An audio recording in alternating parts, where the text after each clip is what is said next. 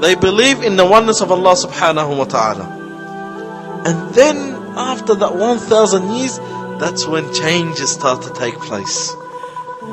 That's when changes start to take place. It became a big gap between Idris and the next prophet and messenger being sent. And the next prophet and messenger that's been sent after Idris is Nuh. But there was that long and big gap between Idris and Nuh. Few centuries. No prophet, no messenger. But these prophets and messengers had followers. And out of the followers is always the best of followers. So in other words, these prophets and messengers had very righteous, God-fearing, obedient followers. And when the prophet went, people start to look up to those followers. Respected followers, ulama, salihin, scholars, righteous people. People used to respect them. After the death of the prophet and the messenger Idris, there was the followers of Idris, very righteous, very God-fearing, very obedient to Allah subhanahu wa ta'ala. People used to respect them. And at the time of Idris, when they had a problem, they used to go to Idris. After Idris, they started to go back to those righteous people. After the death of the righteous people, what happened? There wasn't many followers of those righteous people.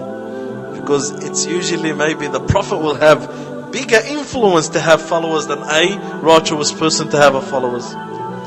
So Shaitan played his game. People worshipping one Lord, believing in Allah Azza wa Jal, the oneness of Allah subhanahu wa ta'ala.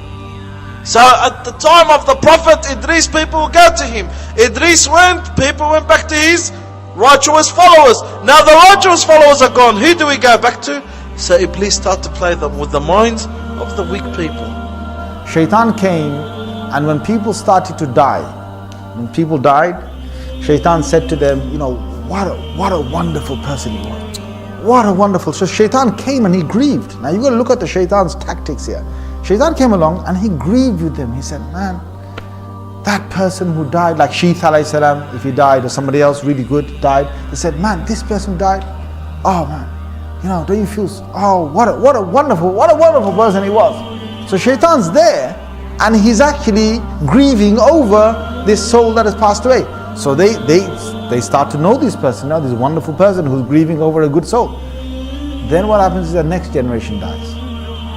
So the same Shaitan comes along and he says, man, another soul, we've just lost another soul, a good soul on this earth. How much corruption is there on the earth? And when a good soul goes like this and so on, so he's preaching, he's making people feel, wow, he's a good, preacher, right? So he's given that. The next time it happens again, he says, you know what we should do, guys, what we should do? We should have a remembrance for this person. So how are you going to have a remembrance for this person if we don't quickly make something that reminds us of this person? So quick, what did they do in the early days? You see these early drawings, don't you, on the walls and caves and so on, of deers and lions and whatever else it is of their nature, right? So what he told them to do is to make a certain drawing of this individual. Look, we need to do this. We need to remember good people like this and honor them. We need to do this. So they go ahead and they do this. Next generation comes. Now he's got a drawing there, you see.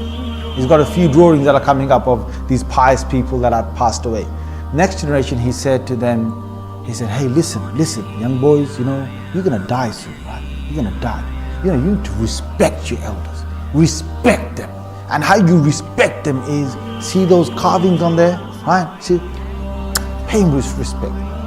Pay him respect. So it's like, look up to them, revere them, show them that you like them, right? When the next generation came, he said, you're the grandchildren of these figures that went. What great grandfathers you had. These pictures, what you should do, you should take them and we should honor them more, respect them by carving out certain, stones out of the shape of these heads. So they did that because that was respect. Next generation came, Shaitan said, respect, just bow your head down. That's all you do. Just bow your head down. So this new generation is like bowing the head down. Next generation, he comes, he says, these are the things that give you your life and bread and everything you've got. Do you realize that? Did you see your fathers do that? Well, you should get onto the floor and do sujood to that thing. So they do that. Next generation, he's got them food. He tells them, look, they're gods.